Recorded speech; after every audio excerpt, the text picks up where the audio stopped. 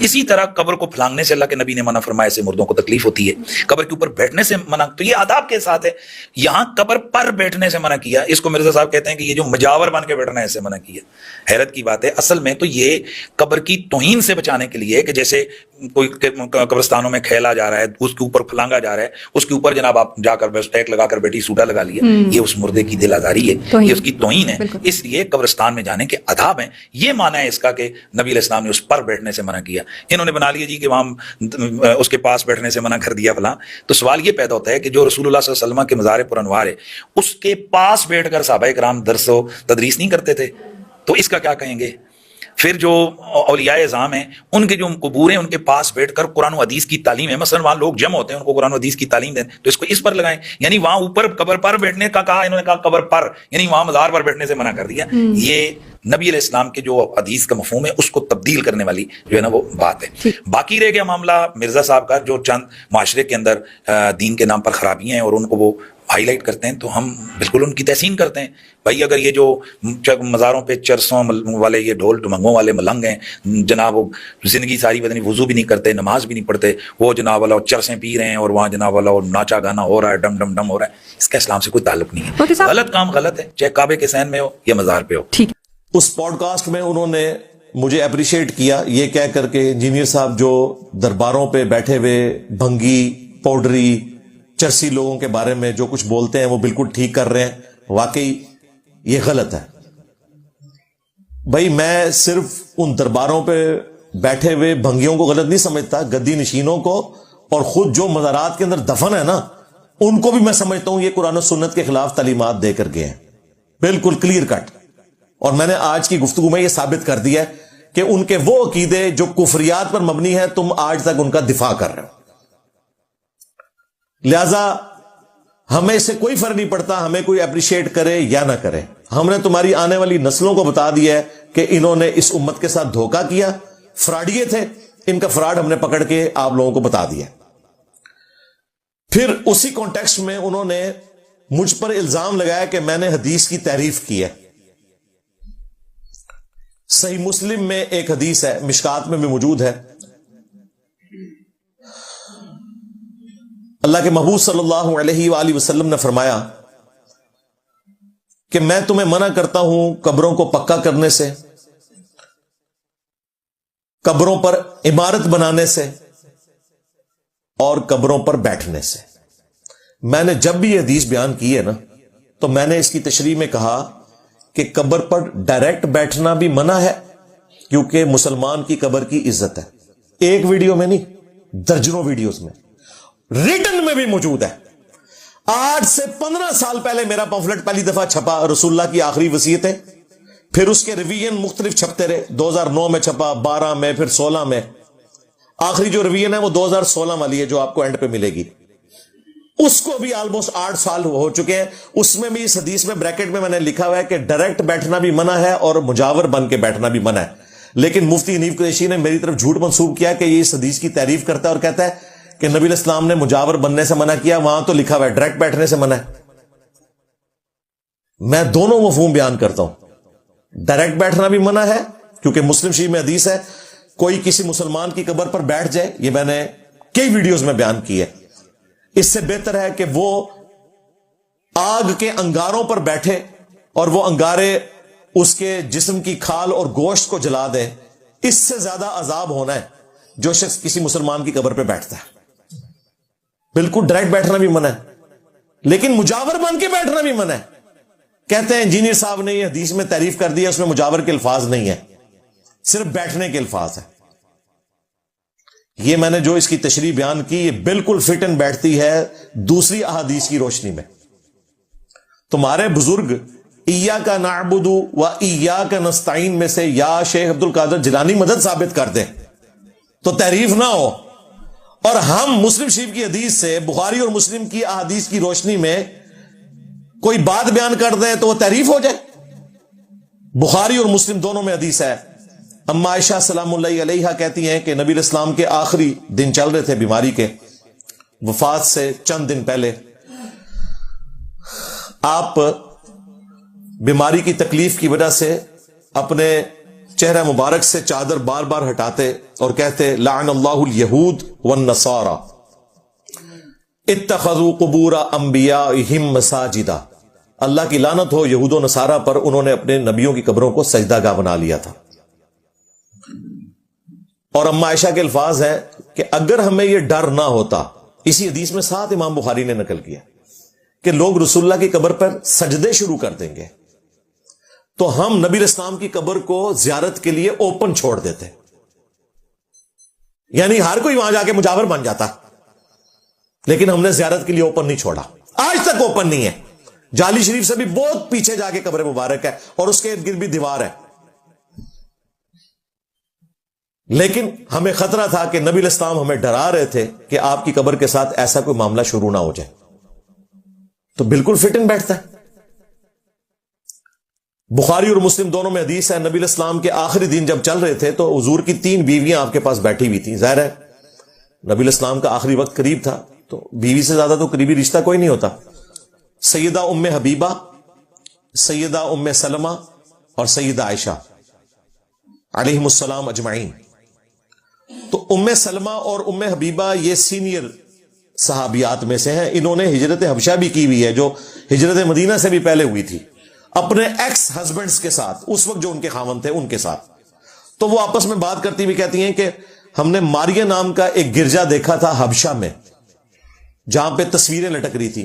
نبی الاسلام اسی تکلیف کے عالم میں اٹھے، آپ نے کہا یہی تو ان میں خرابی تھی، جب ان میں کوئی نبی یا نیک آدمی فوت ہو جاتا تھا وہ اس کی قبر کے اوپر اس کی تصویریں لٹکا دیتے تھے اور سجدے شروع کر دیتے تھے۔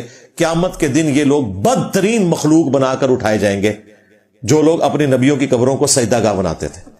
نبی الاسلام چونکہ اپنے آخری وقت میں تھے، آپ کو ٹینشن ہی یہی تھی کہ میرے ساتھ یہ کچھ کریں گے، اس لیے بخاری میں حدیث ہے، دیکھنا میری شان کو اس طرح بلند نہ کرنا جس طرح نصارہ نے عیسیٰ ابن مریم کو بڑھا دیا، میں اللہ کا بندہ اور اس کا رسول ہوں، مجھے اللہ کا بندہ اور اس کا رسول ہی کہنا۔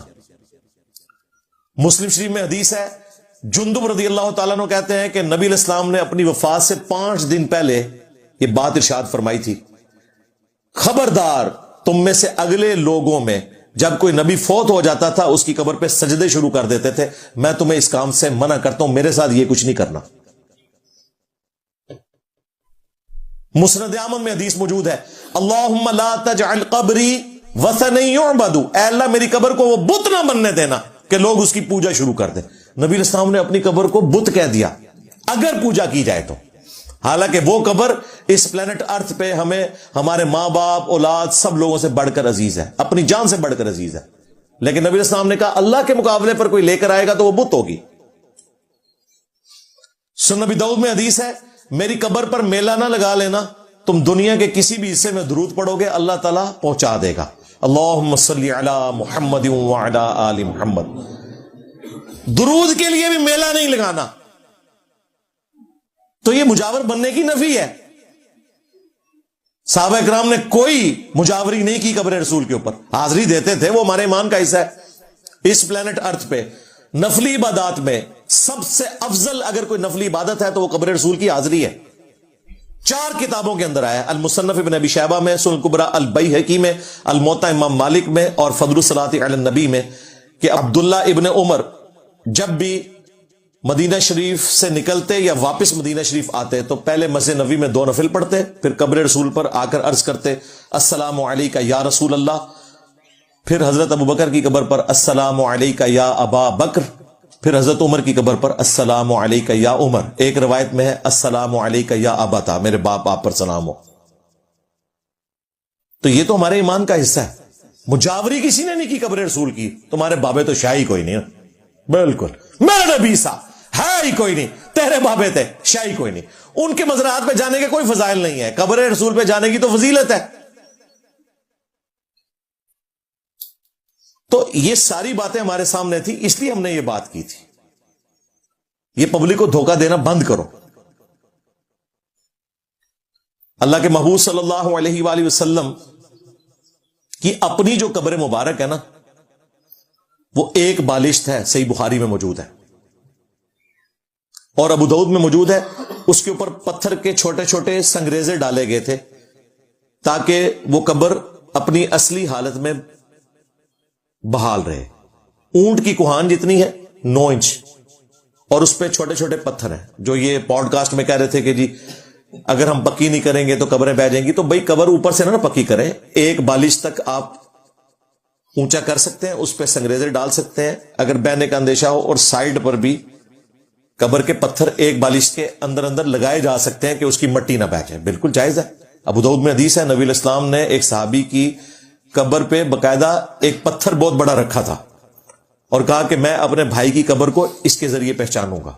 ये बिल्कुल जायज है, लेकिन अफजल यह है कि जमीन के बराबर कब्र बनाई जाए, यह अफजल तरीन है। सही मुस्लिम में हदीस है, फुजाला बिन उबैद रदियल्लाहु ताला अन्हु जब रोमन अंपायर से जंग के लिए जा रहे थे तो रोडस, आज भी एक जगह है रोडस, वहां पर एक साथी फौत हो गया, एक साहबी था या कोई ताबी था, तो उन्होंने उसकी कब्र बनवाई और जमीन के बराबर कर दी और कहा कि अल्लाह के नबी हमें यही हुक्म देते थे। और ये लोग कहते हैं वो काफरों की कब्रें थी, वो तो साहबी की कब्र थी। साहबे कराम तो इसे अफजल समझते थे कि जमीन के बराबर। इसलिए मौला अली की हदीस है सही मुस्लिम में, उन्होंने अपने दौरे खिलाफत में अबू हयाज असदी से फरमाया कि मैं तुम्हारी वही ड्यूटी ना लगाऊं जो रसूलुल्लाह ने मेरी लगाई थी कि कोई भी कब्र देखूं उसे जमीन के बराबर कर दूं जो ऊंची हो, और तस्वीर देखूं तो मिटा दूं जो इबादत की घर से बनाई गई हो। ये तो मौला अली की सुन्नत है। ये कहते थे काफरों की कब्रें हैं, तो मैंने बता दिया इमाम मुस्लिम ने पहले ही लिख दिया कि काफरों की कब्रें नहीं, साहबा की कब्रें भी जमीन के बराबर थी। ज्यादा से ज्यादा एक बालिश की इजाजत है। तो ये कहना कि जी निशान खत्म हो जाएंगे, हम निशान के कायल हैं। नबी इस्लाम अपनी वालदा मोहतरमा की वफात के 50 साल बाद सैयदा आमना सलामुल्लाह अलैहा की कब्र पर गए, वहां पर रोए और वहीं पर आपने फरमाया था कि मैंने तुम्हें कब्रों पे जाने से मना किया था, अब मैं तुम्हें हुक्म देता हूं कि कब्रों पे जाओ ताकि आखिरत की याद आए। ये दुनिया से बेरगबती पैदा करती हैं। फिर मुस्लिम शरीफ में बकायदा नबी इस्लाम की दुआ भी मौजूद है कब्रिस्तान जाने की, जो अम्मा आयशा को सिखाई थी। इससे साबित हुआ कि औरतें भी कब्रिस्तान जा सकती हैं पर्दे के अंदर। अस्सलामु अलैकुम अहलद दियारी मिनल मुमिनीन वल मुस्लिमीन व इन्ना इंशाअल्लाहु बिकुम ललाहिकून नसअलुल्लाह लना व लकुमुल आफिया। ये दुआ सिखाई हुई है। ये कहते हैं जी मर गया मरदूद, ना फातिहा ना दुरूद। और भाई हम मरदूद तो समझते हैं मज़ारात पे जाने को, कब्रों पे जाना तो ईमान का हिस्सा है। मज़ारों पे जाने से तुम्हारे मोबाइल चोरी हो गए हैं। पिछले दिनों खुद बरेलवी 2 वकीलों ने आके वीडियो में बताया कि जी उर्स के दिनों में 5000 मोबाइल यहां से चोरी हुए हैं। क्यों? बाबा जी ने हिफाजत करनी छोड़ दी है। पहले तो चोर भी अन्ने हो जाते सन, कोई शायद चुक के ला जान। और रिटायर हो गए ना बाबा जी। पहले तो डाइव लगा के जनाब रावी दे पुल ते बम फाड़ लेंदे सन। अब बाजारों पे भी बम ठुक जाए तो ये लोग तहफ़्फ़ुज़ औलिया कॉन्फ्रेंस कर रहे होते हैं।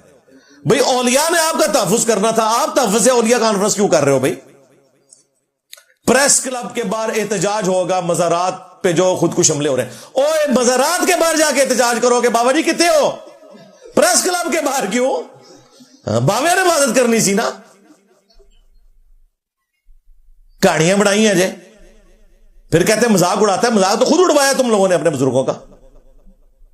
इमाम मालिक फरमाने ने उम्मत मर जाए, नबी दी गुस्ताखियां हो रही ने और उम्मत कुछ नहीं कर रही। इमाम मालिक फरमाने सन फिर उम्मत जिंदा क्यों है? फिर मर जाए सारी, फिर मर जाए सारी।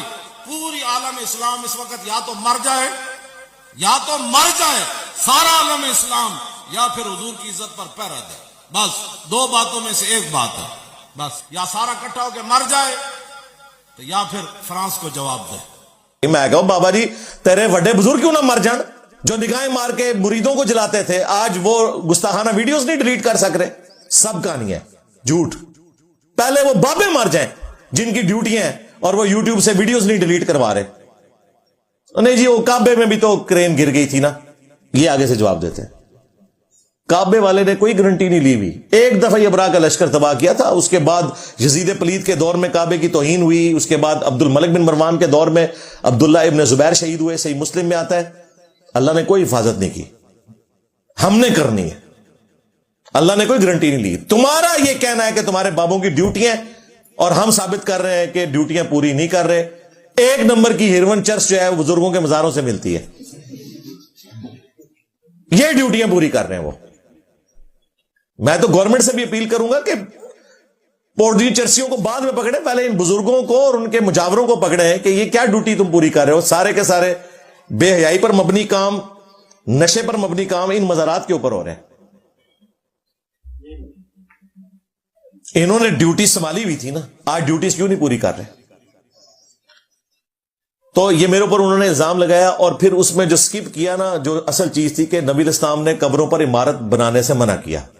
इसको उन्होंने बयान किया लेकिन बताया नहीं है कि ये इमारतें भी गलत हैं। ये बताते तो पब्लिक इनको पकड़ लेती। कहते हैं ठीक है कब्र पक्की नहीं करनी चाहिए, छोटी होनी चाहिए, ये ऊंची जो कब्रें की हुई हैं ये नीची होनी चाहिए। तो भाई आपके तो सारे बुजुर्गों की कब्रें ऊंची हैं, तुम खुद गोल्डा शरीफ अकीदत रखते हो, मैं भी वहां कई साल जाता रहा। पीर मिर्जा साहब की कब्र जमीन से कितनी ऊंची बनाई हुई है इन्होंने। पहले एक थड़ा आता है इतना ऊंचा, फिर ऊपर भी कब्र इतनी ऊंची। और हजरत अली जवेरी साहब की कब्र तो बेसमेंट से लाकर ऊपर तक बुलंद की हुई है इन्होंने, वो तो कम से कम 25-30 फुट ऊंची कब्र है। और ये वो इमारत बनाना है जिसको ये भी गलत समझते हैं। ये कहते हैं जी कब्र के ऊपर आप डोम बना सकते हैं, एग्जैक्ट कब्र के ऊपर इमारत बनाना जो है नबी इस्लाम ने मना किया था। वो कहते हैं अला के अल्फाज हैं, फौक के अल्फाज नहीं है।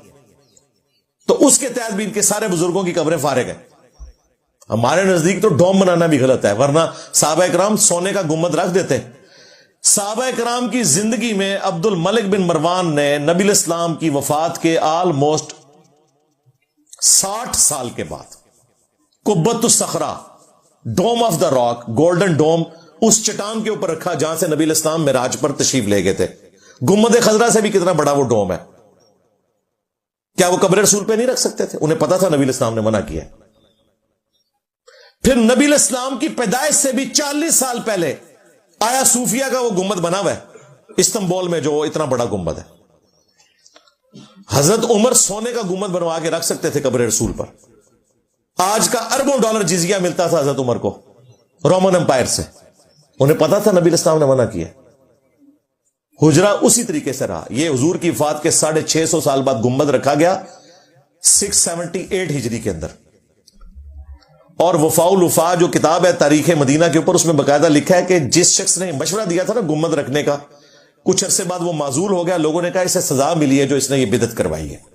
उस जमाने में लोग इसे बुरा समझते थे, आहिस्ता आहिस्ता ये हिस्सा बन गया। और ग्रीन कलर तो बमुश्किल 8 से 200 साल पहले हुआ है। 1837 ईस्वी, आज है 22 दिसंबर 2024, 200 साल पूरे नहीं हुए इसका कलर ग्रीन हुआ है। पहले इसका कलर ब्लू भी रहा है, व्हाइट भी रहा है। यह सल्तनत उस्मानिया ने किया था, ऑटोमन एम्पायर ने ग्रीन कलर। तो जो काम नबी इस्लाम की वफात के 650 साल बाद एक ममलूक एम्परर अल मलिकुल मंसूर कलावून करे, सुन्नी बादशाह एक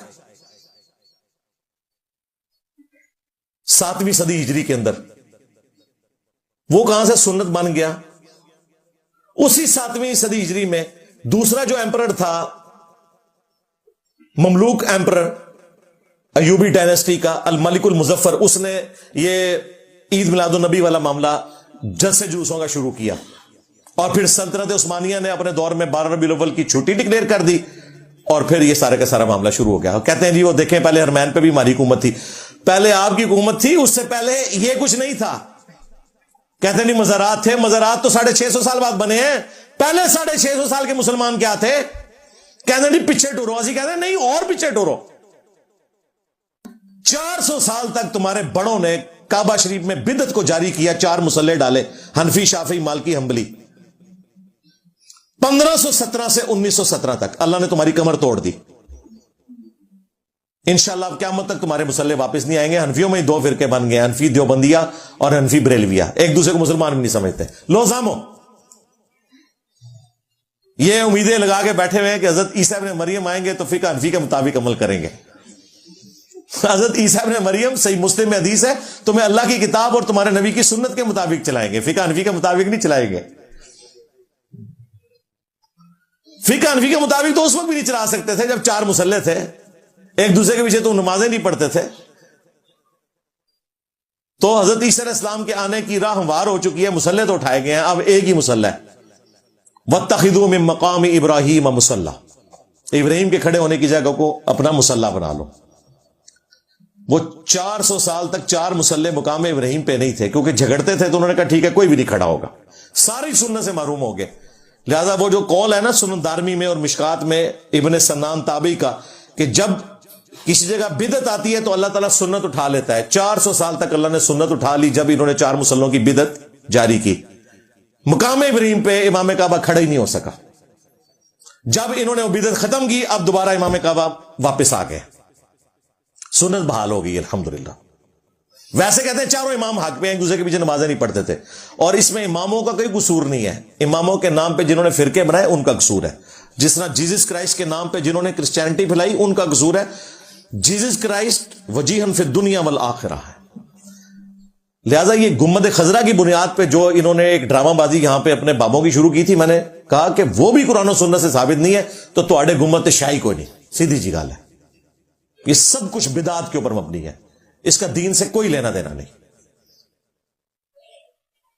جب کبھی ہم حدیثیں سناتے ہیں کہتے ہیں گنبد خضرا بھی بنا ہوا ہے, جو کام ہوا ہی غلط ہے بعد میں ہوا وہ دلیل کیسے بن گیا؟ گنبد خضرا کی نسبت رسول اللہ کے ساتھ نہیں ہے صلی اللہ علیہ وآلہ وسلم. اور اگر تمہیں یہ بات ہضم نہیں ہو رہی ہے نا تو مجھے بتاؤ کہ مسجد نبی کے امام کے پیچھے نماز کیوں نہیں پڑھتے ہو؟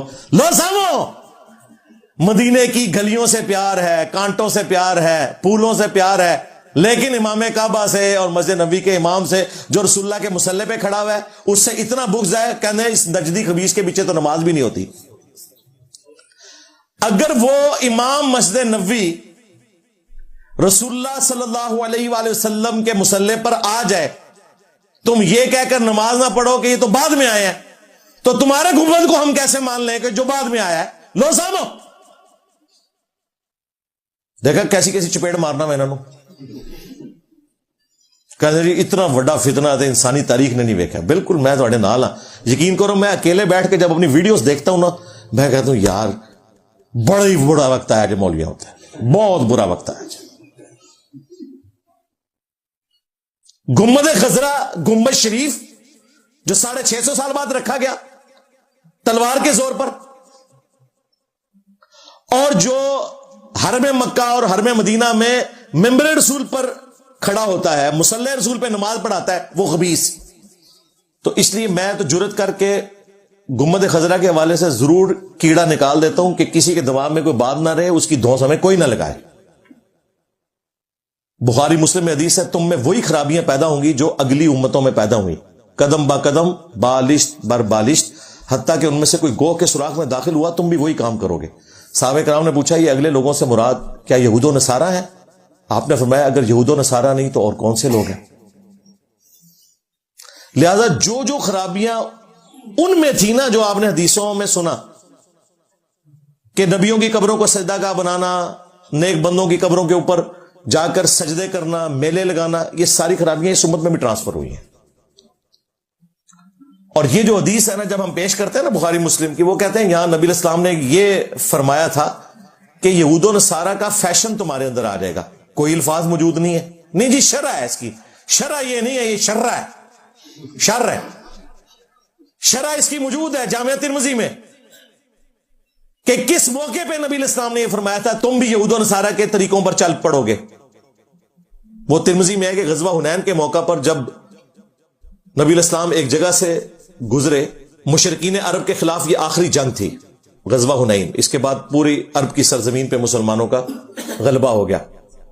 تو راستے میں ایک درخت آیا جہاں پر مشرکین عرب اپنا اسلحہ لٹکاتے تھے تھوڑی دیر کے لیے, یا اس سے ٹچ کرتے تھے, تھوڑی دیر لٹکاتے تھے, جس طرح آپ یہاں درباروں کے اوپر شلواریں لٹکاتے ہیں, پیر شلوار شاہ ٹاکیاں لٹکاتے ہیں.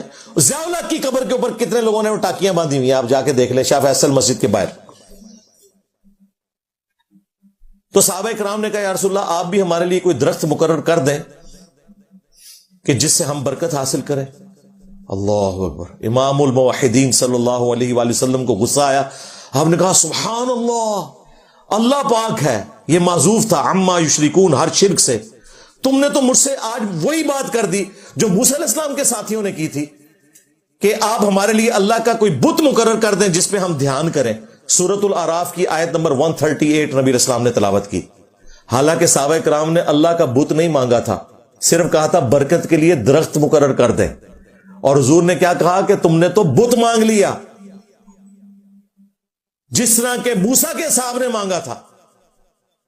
پھر آپ نے فرمایا تم بھی اگلے لوگوں کے پیچھے چل پڑو گے, قدم با قدم, بالشت بر بالشت. یہ ہے اس کا شان ارشاد. کہتے ہیں نہیں شان نزول بھی دسیا کرو, لو سامو, یہ ہے شان نزول اس حدیث کا. یہ ہے ہی شرکی ایکٹیویٹیز کے بارے میں تھا, فیشن کے بارے میں نہیں تھا. جی بخاری مسلم میں حدیث ہے مجھے تم سے شرک کا خوف نہیں, بس اتنی حدیث ہے وہ. ہاں نبی الاسلام کو اللہ تعالیٰ نے یہ گارنٹی دی تھی کہ آپ کی امت کا ایک گروہ قیامت تک شرک پر نہیں آئے گا, توحید پر قائم رہے گا. ایک گروہ, کوئی نقصان پہنچانے والا انہیں نقصان نہیں پہنچا سکے گا, وہ غالب رہیں گے. بالکل حضور کی بات سچی ہے, آپ نے پوری امت کی گارنٹی نہیں لی ہوئی ہے. اسی حدیث کے تحت اس امت کے دو بڑے جو شرح لکھنے والے ہیں, امام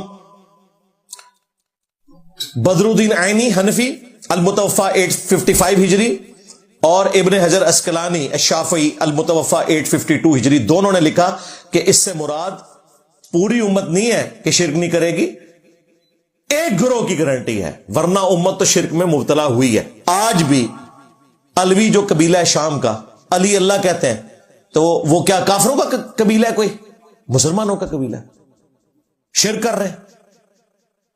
شیعہ میں سے نکلا ہوا ہے ایک گروہ ہے جسے شیعہ نے کافر ڈکلیئر کیا. یہاں بھی سنیوں سے ایک گروہ نکلا حنفی قادیانی, وہ ختم نبوت میں شرک کر رہے ہیں.